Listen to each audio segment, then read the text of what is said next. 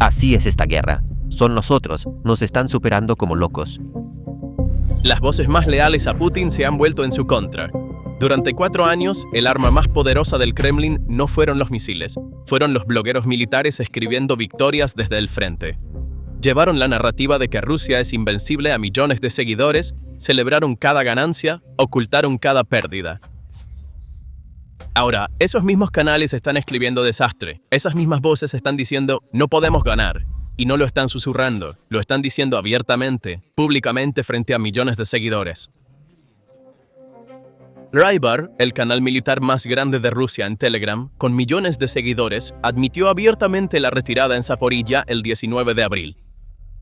Ucrania está presionando con superioridad de drones y las ganancias que obtuvimos con sangre durante años se están desvaneciendo. Esta frase no provino de un periódico de oposición. Provino de la voz no oficial del Kremlin. Y esto no fue solo una grieta, fue el comienzo de un colapso. Analistas independientes resumieron la situación de manera mucho más dura. Si un canal como Rybar, el portavoz de los ocupantes, está admitiendo la retirada, ese lugar está ardiendo. La retirada no es una maniobra, es una huida de la realidad. El Kremlin intentará cerrar esta grieta, pero es demasiado tarde.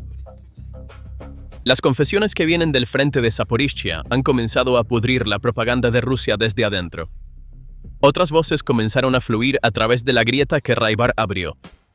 Yevgeny Golman, otro popular bloguero Z, explotó en una grabación de video, casi histérico. Estamos tratando de ponernos al día como tortugas, pero nos están superando como guepardos. Tenemos problemas hasta el cuello. Las palabras que venían de alguien que había apoyado la política de guerra del Kremlin con el mayor volumen durante años ya no olían a victoria, olían a desesperación. Hay 2 canales para obtener información real sobre la guerra en Rusia. El primero es el medio oficial del Kremlin, la televisión estatal, TASS, RIA Novosti. Estos dicen lo que el Kremlin quiere que digan. El segundo son los blogueros militares que escriben desde el frente, canales de Telegram, millones de seguidores, fuentes alimentadas directamente desde dentro del ejército. ¿Y en cuál confía el público ruso? En los blogueros, porque estas figuras han estado entregando la verdad desde el campo de batalla durante años, buena o mala. Estos canales fueron el arma más poderosa del Kremlin durante años. Celebraron cada posición ganada, amplificaron cada pérdida ucraniana, llevaron la narrativa de que Rusia es invencible a millones. La propaganda oficial del Kremlin no podía igualar su efectividad porque los blogueros habían construido credibilidad al decir «estoy escribiendo desde el frente». Y ahora esa credibilidad se está volviendo contra el Kremlin. Pero la confesión verdaderamente devastadora vino de otro bloguero, y esta confesión no solo cuestionó Zaporilla, cuestionó toda la guerra. Incluso si declaramos una movilización total, no podemos quebrar a Ucrania porque están luchando con tecnología que no podemos igualar. No está diciendo, si enviamos más soldados, lo resolveremos. Está diciendo abiertamente, no podemos cerrar la brecha tecnológica. Esta es una confesión de que el problema de Rusia no es numérico, sino estructural. Y mientras todo esto sucedía, apareció el jefe del Estado Mayor General Gerasimov, declarando victorias militares que no existen. La reacción de los blogueros que conocen la realidad en el frente se rieron. Abiertamente, públicamente, frente a millones de seguidores, se rieron. La brecha entre la realidad y la propaganda se ha vuelto tan grande que las propias voces del Kremlin se vieron obligadas a elegir de qué lado del abismo están, y eligieron el frente, no el Kremlin. Entonces, ¿qué está sucediendo realmente en el frente? El sector occidental de Zaporilla, la línea Orikhiv-Primorsk-Stepnohirsk-Novoyakovlivka, es actualmente una de las áreas donde Ucrania está llevando a cabo su contraofensiva más activa. Y lo que está sucediendo aquí no es un choque frontal clásico. Ucrania está aplicando una estrategia completamente diferente, y esta estrategia está dejando toda la doctrina de guerra de Rusia indefensa. No está atacando con grandes formaciones blindadas. En cambio, está sondeando puntos débiles en la línea rusa con drones FPV y pequeños grupos de infantería. Presiona un sector, Rusia desplaza fuerzas allí, luego ataca a otro sector. Cada intervención adelgaza un poco más la línea rusa. Cada cambio de fuerzas crea un nuevo hueco, y Ucrania explota sistemáticamente esos huecos. Piensa en esto. Rusia tomó esta línea durante años con grandes pérdidas, sacrificando miles de soldados, tanque por tanque, trinchera por trinchera. Se derramó sangre por cada metro de terreno. Ahora Ucrania está recuperando la misma línea sin usar grandes fuerzas, con drones y pequeños grupos tácticos. Las ganancias de Rusia que tomaron meses se están desvaneciendo en días, y Rusia no puede responder porque cada intento de respuesta resulta en nuevas pérdidas de drones. Los resultados de esta estrategia son concretos y confirmados por fuentes independientes.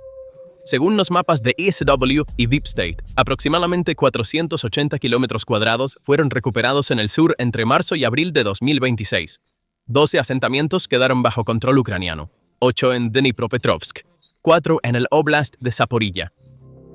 Este es uno de los avances ucranianos más rápidos registrados desde 2023. Los detalles. En Stepnohirsk, las fuerzas ucranianas están llevando a cabo operaciones de limpieza. Más de 20 vehículos blindados rusos, tanques, vehículos de combate de infantería y equipos de guerra electrónica fueron destruidos. Cerca de Primorsk, las fuerzas ucranianas avanzaron y repelieron intentos de infiltración rusos. Alrededor de Novoyakovlivka, las líneas rusas se están debilitando, en palabras del propio Rybar. Las fuerzas rusas están lanzando ataques limitados hacia Juliapol en respuesta, pero principalmente con pequeños grupos de infantería e intentos de infiltración. No pueden lograr un progreso significativo, y cada intento fallido significa más pérdidas, más desperdicio de municiones y más colapso de la moral. Y aquí emerge la dimensión estratégica. El oeste de Zaporilla no es solo terreno. Esta área protege los corredores logísticos, la profundidad de la artillería y, lo más crítico, las rutas de acceso a Crimea. Incluso perder unos pocos kilómetros aquí comienza una onda expansiva en toda la estructura de defensa del sur, y esa onda se siente hasta Crimea. Rybar dijo esto con sus propias palabras. Incluso si perdemos solo unos pocos kilómetros, toda la línea comienza a sentirse desequilibrada. Entonces, ¿qué hay detrás de esta fluctuación? El colapso en Zaporizhia no tiene una sola causa. Hay 3 crisis que se alimentan entre sí. Primero, el colapso logístico. La logística del frente sur de Rusia depende de Crimea. Municiones, combustible, repuestos, todo fluía a través de Crimea cuando los drones marítimos de Ucrania estrangularon sistemáticamente esta línea de suministro. La mayoría de la flota del Mar Negro fue destruida o quedó atrapada en el puerto. Se perdieron docenas de barcos, desde el buque insignia Moskva hasta los buques de apoyo. Los envíos a Crimea se volvieron difíciles. El puente de Kerch está bajo amenaza constante y cada ataque detiene el flujo de suministros durante horas o incluso días. Y esta estrangulación logística se reflejó directamente en el frente.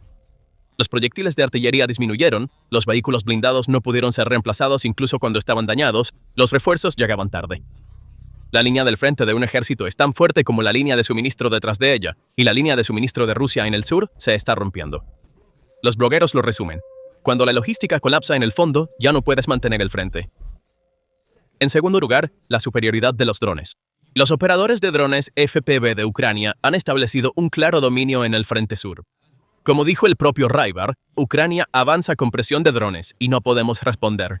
Piensa en esto desde la perspectiva de un soldado ruso por un momento. Estás en una trinchera. Los drones están constantemente sobrevolando tu cabeza. Si te mueves, te ven. Si te quedas quieto, te golpean. Si te mueves de noche, las cámaras térmicas te encuentran. El reabastecimiento de municiones no llega porque los convoyos de suministro también están siendo atacados por drones. Y cada día llegan nuevos drones del otro lado, más inteligentes, más letales. Mantener una posición en este entorno se vuelve psicológicamente imposible. Los soldados se sienten rodeados por todos lados porque están rodeados, desde el cielo. Y Ucrania no está usando esta superioridad solo para observación. La está usando para un asalto directo. Pequeños grupos de infantería se acercan a las posiciones rusas con apoyo de drones. Drones FPV atacan búnkeres, y los soldados rusos psicológicamente colapsados se rinden o huyen. La confesión del bloguero de que la superioridad de drones nos está aplastando refleja exactamente esta imagen. Tercero, pérdidas humanas. Las unidades de Rusia en Zaporilla han mantenido la misma línea durante años, pero no se está realizando la rotación de personal. No llegan refuerzos y no se están reemplazando las pérdidas. Solo en marzo, más de 35.000 soldados rusos se perdieron en todo el frente, y el 96% de esas pérdidas fueron infligidas por drones. El número de soldados que entra es menor que el número que sale. Esto deja a las unidades exhaustas, desmotivadas y cada vez más mal equipadas. Cuando estas 3 crisis se combinan, la imagen es esta. El frente sur de Rusia está perdiendo su capacidad de resistir, y los blogueros lo vieron antes que el Kremlin. ¿Cuál fue la respuesta de Putin? Continuaremos actuando de esta manera hasta que eliminemos la amenaza a nuestras regiones fronterizas. Así que Putin está diciendo que tomará más territorio, mientras sus propios blogueros admiten que no pueden mantener el territorio que ya tienen. La desconexión entre la retórica y la realidad no podría ser más clara. Pero el verdadero problema de Putin no son unos pocos kilómetros en Zaporilla, es mucho más profundo. Primero, el muro de propaganda se está resquebrajando. Figuras como Rybar y Goldman son vistas como más confiables que los medios oficiales del Kremlin. Millones de ciudadanos rusos obtienen sus noticias no de la televisión, sino de estos canales. Y cuando estos canales dicen «estamos perdiendo», la narrativa del Kremlin de «estamos ganando» se derrumba. El apoyo a la guerra en encuestas independientes ha caído por debajo del 70%. La desconfianza se está extendiendo, especialmente entre los jóvenes y la clase media. Cuando la propaganda se resquebraja, la verdad que hay debajo fluye, y Putin no puede detener ese flujo. Segundo, la confianza de los aliados se tambalea. Pekín y Teherán siguen a blogueros como Rybar y Goldman más que a las declaraciones oficiales del Kremlin porque también verifican sus propias fuentes de inteligencia con estos canales. Cuando estos escritores dicen «estamos perdiendo», China ve a Rusia como un atolladero prolongado y mantiene su ayuda militar limitada. Irán proporciona drones, pero Ucrania ya ha alcanzado tecnología que supera a los Shaheds de Irán. Corea del Norte envía soldados, pero estos soldados se convierten en objetivos para los drones ucranianos. Los aliados aún apoyan a Rusia, pero cada día toman menos riesgos por miedo a que no pueda ganar. Y tomar menos riesgos significa menos armas, menos municiones, menos apoyo diplomático para Rusia. Tercero, la presión interna está creciendo. El descontento en el ejército está creciendo. Los debates sobre la movilización están inquietando al público. La presión económica, las sanciones, el gasto en defensa, la inflación están comenzando a reflejarse en la vida diaria. Y las confesiones de los blogueros están difundiendo la percepción de que el Kremlin está indefenso. Aquí se necesita trazar un paralelo histórico. Lo que sentó las bases para el motín de Prigozhin en 2023 fue exactamente esto. La narrativa de los blogueros militares de que el Kremlin está ocultando la verdad, el frente se está derrumbando, los generales son incompetentes. Ese motín fue suprimido, pero le costó la vida a Prigozhin, y la dinámica que alimentó a Prigozhin no desapareció, solo fue silenciada temporalmente. Ahora la misma dinámica está operando de nuevo. Las mismas quejas, los mismos canales, la misma audiencia, y este descontento que llega a millones de personas significa un riesgo de pérdida de control para el régimen. ¿Puede Putin silenciar a estos escritores? Sí, algunos ya han sido silenciados, pero hay una paradoja crítica aquí. Cada bloguero silenciado refuerza la percepción de que el Kremlin está ocultando la verdad un poco más. Cuarto, las opciones estratégicas se están reduciendo. ¿Qué le queda a Putin? Chantaje nuclear, pero ha jugado esta carta durante 4 años y ya nadie la toma en serio. Enviar más soldados, pero sus propios blogueros dicen, más soldados no resuelven el problema, esto es una brecha tecnológica. Involucrar a Bielorrusia, pero el ejército de 45.000 efectivos de Lukashenko se desvanecería frente a los drones de Ucrania. Arma energética, pero Europa ha reducido su dependencia. Solicitar apoyo total de China, pero Pekín no arriesgará sanciones. Cada puerta se está volviendo un poco más estrecha, y cada puerta que se estrecha deja a Putin un poco más desesperado. Y todas estas presiones internas, la desconfianza de los aliados y las grietas en la propaganda convergen en un solo punto, el frente. Porque el futuro político de Putin se está determinando en las trincheras de Zaporilla. Lo que suceda allí sucederá también en el Kremlin. Entonces, ¿a dónde lleva esta turbulencia en Zaporizhia?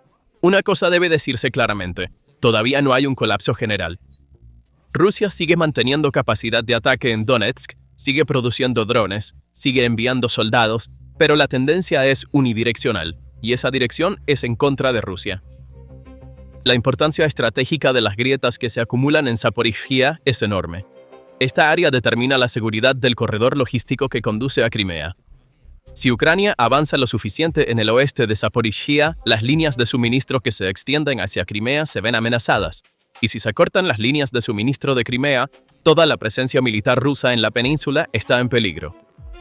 Y este escenario no debe pensarse de manera aislada. La flota en el Mar Negro ha sido destruida. El puente de Kerch está bajo amenaza constante. Las líneas en Zaporizhia se están debilitando. El progreso en Donetsk se ha detenido, y la razón de esta repentina pausa en Donetsk se vuelve clara cuando observamos la enorme ruptura que está ocurriendo justo al lado. Cuando profundizamos en los datos tácticos sobre el terreno, la imagen que emerge se parece menos a un simple cambio de frontera y más a una maravilla de ingeniería compleja. La última ofensiva de Ucrania creó un gran trastorno a lo largo de esa línea de frente crítica donde se intersectan las regiones de Dnipropetrovsk y Zaporizhia, abarcando una longitud de 1.100 kilómetros. La liberación de un área de 400 kilómetros cuadrados en esta región, que había sido el escenario de una guerra de trincheras estancada durante meses, demuestra cómo los equilibrios operativos pueden cambiar en un instante. Este avance no se basa en la fuerza bruta, sino en la inteligencia de alta precisión y la adaptación tecnológica. Unidades de élite como el batallón Skelia penetraron las densas líneas rusas con equipos compactos y altamente móviles de solo 200 efectivos. Lugares estratégicos como Ternove fueron recapturados después de 3 días de intensos combates. Según informes del Kyiv Independent, más de 600 soldados rusos fueron neutralizados solo en esta operación local de alcance limitado. El avance no se limitó solo a Ternove.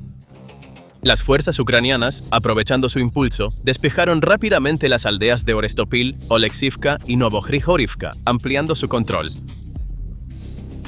Frente a ellos, el 58º Cuerpo Combinado de Armas de Rusia no pudo mantener su posición ante esta repentina y coordinada oleada y fue empujado hacia atrás. Las unidades rusas, que habían estado luchando por mantener estos territorios cruzando ríos a costa de meses de intenso fuego de artillería y numerosas bajas, ahora se vieron obligadas a retirarse caóticamente de regreso a través de esos mismos ríos.